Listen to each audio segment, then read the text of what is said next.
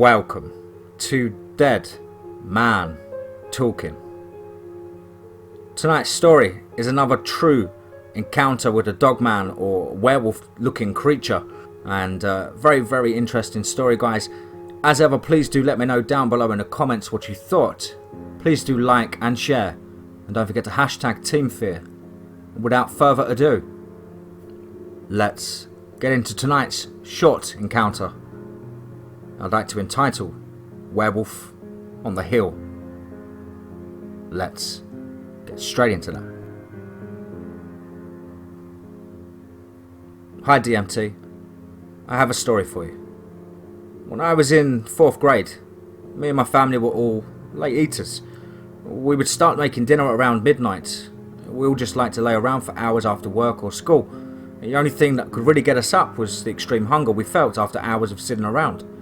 My parents started making some beef stroganoff that night, and we were out of milk. Luckily, my grandparents lived 2 houses down and went to the store every other day, so they were sure to have some on hand. My parents asked me if I would go run over to them and collect some milk. And at that age, I loved being able to do anything by myself. It made me feel like an adult, or at least as close to an adult a 4th grader could get. I make it to their house and I get the milk. When I'm leaving, I always struggle closing the gate. While I'm shaking the gate, trying to get the latch to come down, I notice the full moon lit up the lights, and I hear what I can only describe as a really large man running down the street. You could actually audibly hear the distinct thud, thud, thud, thud of heels coming down against the hard concrete of the road. Now, as a small child, as I'm hearing that, it made me jump right out of my skin, so I ran down the road towards my house. And when I heard the thumping sound stop, I looked behind me. Now this road was long, and past my grandparents' house was a hill that goes right up. At the top of the hill, in the middle of the road, was what I can only describe as a massive werewolf. As a kid, I was already frightened and terrified of what I thought was a totally fake creature.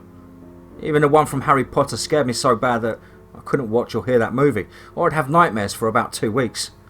But there it was, a living, breathing creature that was so tall, it looked like it almost reached over the roofs of the nearby houses.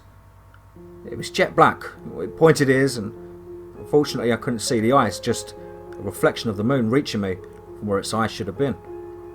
I could see its chest move when it sniffed the air, staring right at me. It felt like we stood there for almost 3 hours. And then that thing did this grunting things that dogs do when they want a treat. That deep grunting sound made me feel like I'd run face first into a brick wall.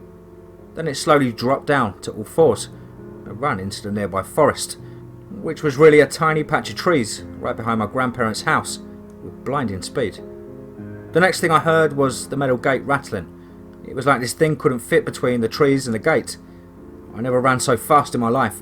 I ran inside, locked the door and threw the milk at my dad, and then hid in the closet. My family didn't believe me whatsoever, and it really did upset me.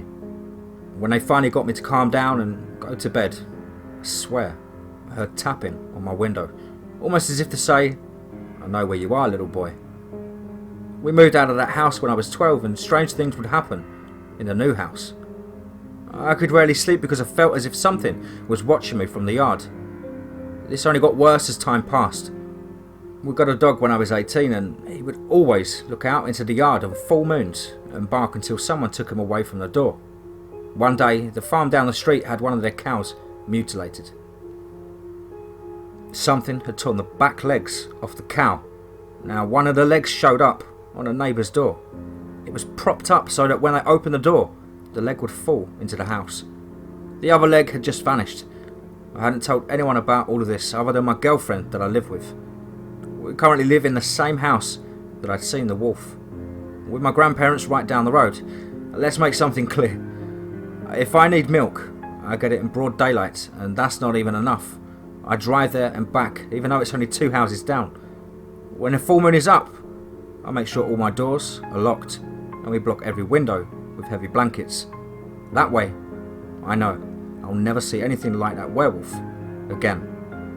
I still feel its eyes on me here and there when I'm trying to sleep at night. There are some nights that I don't sleep at all because I seriously think I can hear the tapping on the window. Thank you for taking the time to read this, DMT.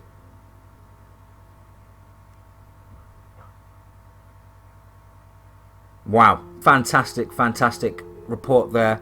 Very, very detailed. I love the fact that you mentioned the eye shine there, even from a higher perspective, and still it stood out among the trees and everything. You know, very, very shocking and very, very tense encounter indeed, that I'm sure will stay with you for a very long time, if not all of your life.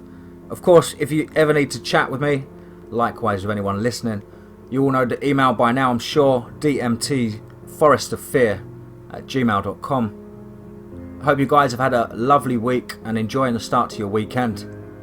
And above all, remember, be safe, not sorry.